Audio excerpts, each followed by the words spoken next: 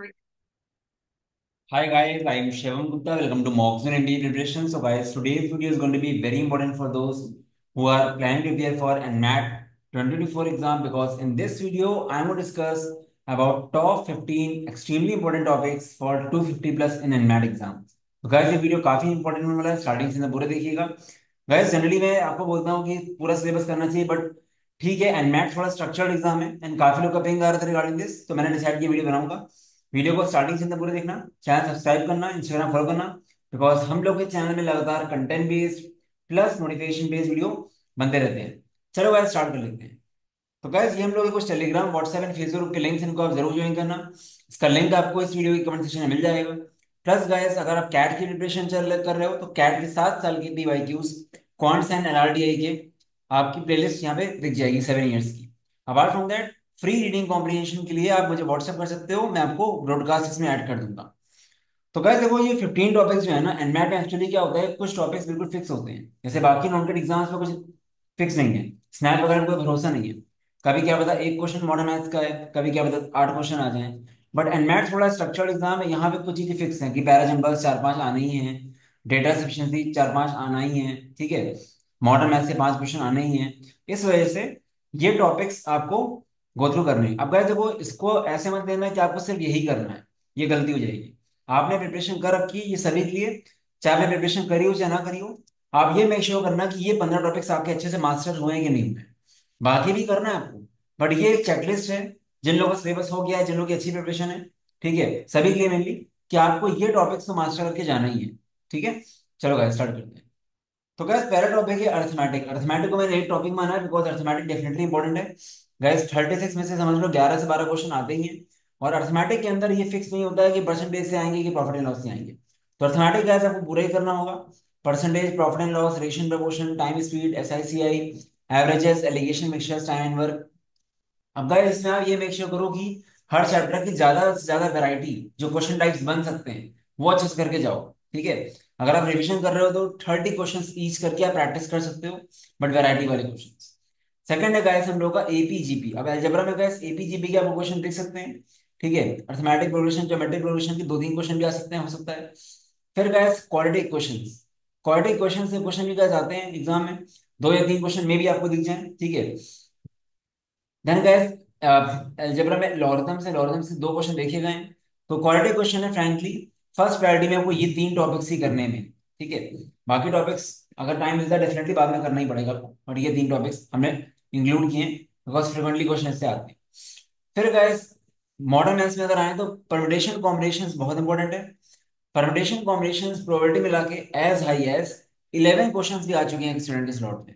मतलब 4 to 5 question तो आपको बहुत रैंडम इजिली मिल जाएंगे। ठीक है, तो जो चीज आपको पता है कि आराम से आना ही आना है, ठीक है, वो डेफिनेटली। तो पीएनसी प्रोबेबिलिटी मिला के गाइस 5 क्वेश्चन आपको आराम से मिल जाएंगे, तो इसको आपको बहुत ढंग से करना है पीएनसी प्रोबेबिलिटी। ठीक है, फिर गाइस हमारा नेक्स्ट है नंबर्स। नंबर्स गाइस छोटा है बट नंबर से वैरायटी देखने में छोटा रहता है, वैरायटी है। और नंबर्स भी इंपॉर्टेंट है गाइस, इसमें मेनली आप unit digit, LCM, HCF models, ये सब में फोकस करना। ठीक है, तो 3 से 4 क्वेश्चन भी देखे गए हैं एक स्टूडेंट के स्लॉट में नंबर्स में। फिर guys set theory Venn diagrams. ये वेन डायग्राम जो है सेट थ्योरी वाला, ये क्वांट्स एलआर दोनों में आ जाता है। ठीक है, दोनों मिला के कभी कभी 3 क्वेश्चन भी देखे गए हैं, और इजी क्वेश्चन ही आते हैं, बस आपको अच्छे से क्लैरिटी होनी चाहिए सेट थ्योरी वेन डायग्राम्स। अब गाइस देखो, कुछ चीजें बिल्कुल फिक्स हैं कि आनी ही आनी है, वो यहाँ पे स्टार्ट है। जैसे क्रिटिकल रीजनिंग। क्रिटिकल रीजनिंग के एलआर में 50% अराउंड सिलेबस है। मतलब मान लो 16 से 18 क्वेश्चन क्रिटिकल रीजनिंग के आना ही है। जब आपको पहले से पता है क्रिटिकल रीजनिंग कितना आना है, तो गैस पीछे पड़ जाओ क्रिटिकल रीजनिंग के। चैप्टर बाय चैप्टर जितने भी आप टॉपिक्स होते हैं, ठीक है, पैराग्राफ बेस्ड क्रिटिकल रीजनिंग हो गया, cause and effect, sorry course of action हो गया, स्ट्रॉन्ग वीक आर्गुमेंट्स हो गए, ये सब इनको थ्योरी पढ़ने के बाद कम से कम 200 क्वेश्चन प्रैक्टिस करो। और गाइस आप कोई भी इंस्टीट्यूट का मॉक लेते हो तो आपको कम से कम 150 क्वेश्चन, 180 क्वेश्चन मिल जाएंगे अगर 12 मॉक्स दोगे आप। उनको एनालाइज करने फोकस करो।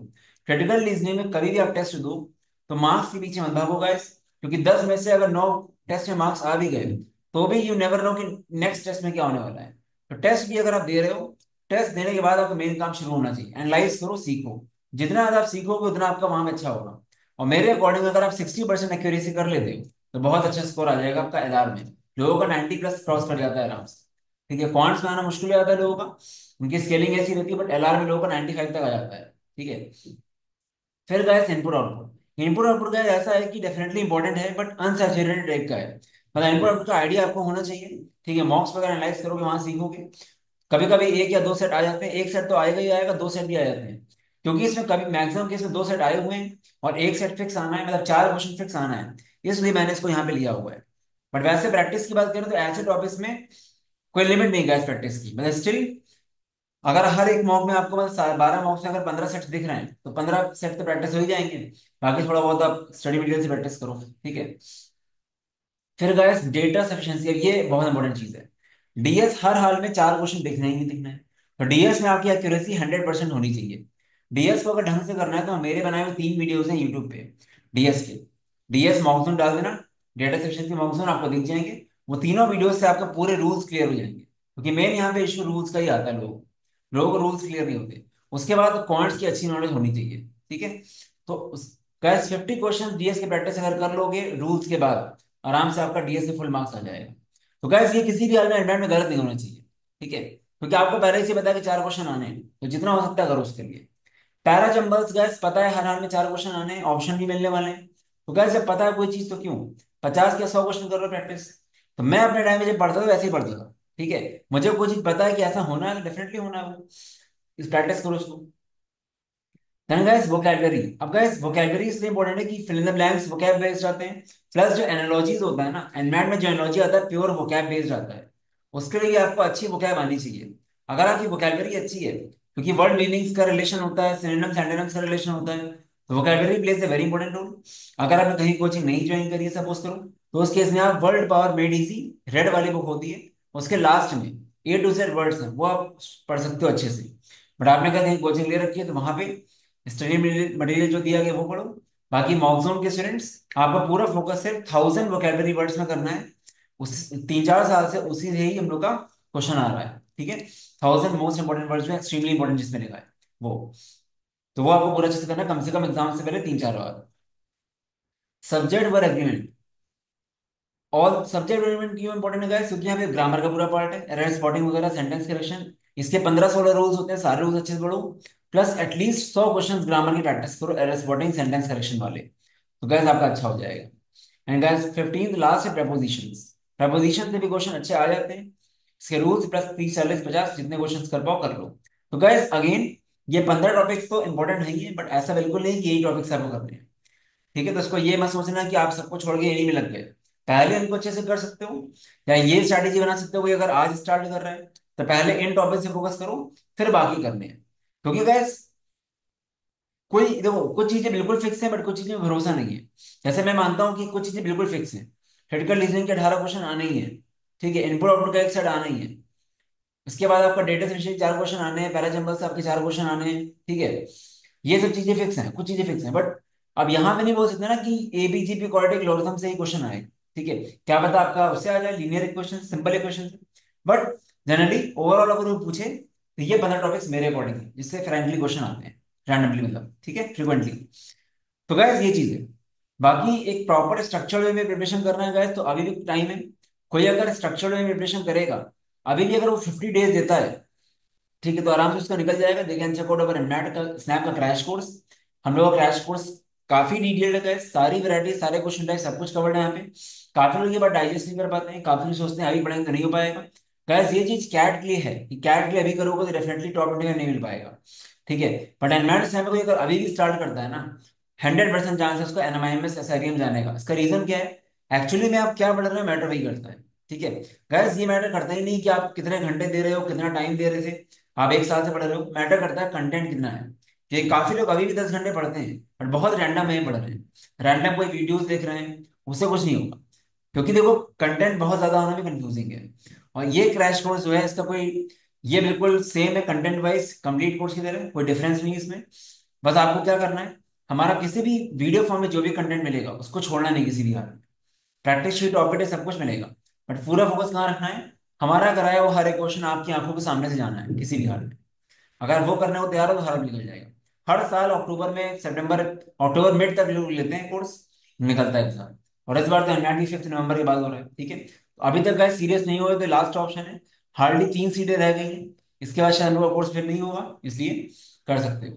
बाकी 150 hours of classes, student portal, 3000 question banks, schedule test and math snap के mocks, 500+ recorded PYQs, additional PYQs. 15 अक्टूबर से लाइव क्लासेस चलेगी, प्रॉपर स्ट्रक्चर प्रिपरेशन दिया जाएगा, ठीक है।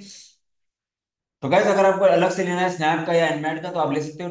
कंटेंट दोनों में सेम है, बस मॉक्स ऐड हो रहा है, इसलिए 500 वो हो गया इंक्रीज। बाकी अगर आपको सिर्फ मॉक्स लेना है, कैट एनमैट स्नैप के मॉक्स दे सकते हो, काफी रेलिवेंट मॉक्स हैं, कैट के मॉक्स भी काफी रेलिवेंट है, आप चेक कर सकते हो। And you can go for the combo, ये कॉम्बो बहुत इकोनॉमिकल पड़ेगा आपको।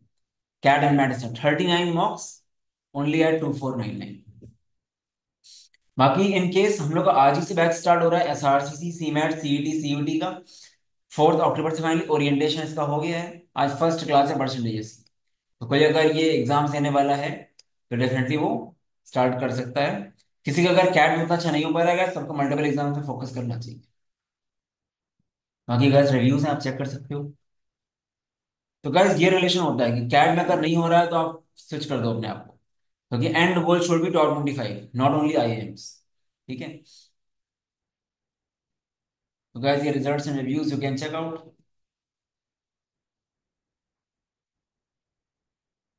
गैस काफी सारे रिव्यूज हैं, 90% स्टूडेंट्स रिकमेंडेशन पे ही आते हैं। ये नंबर है, यहाँ पे व्हाट्सएप कर सकते हो कोई डाउट है तो। बाकी मॉक्सम डॉट इन में जाओगे तो आपको डिटेल्स मिल जाएंगी। चलो guys, all the best, bye bye.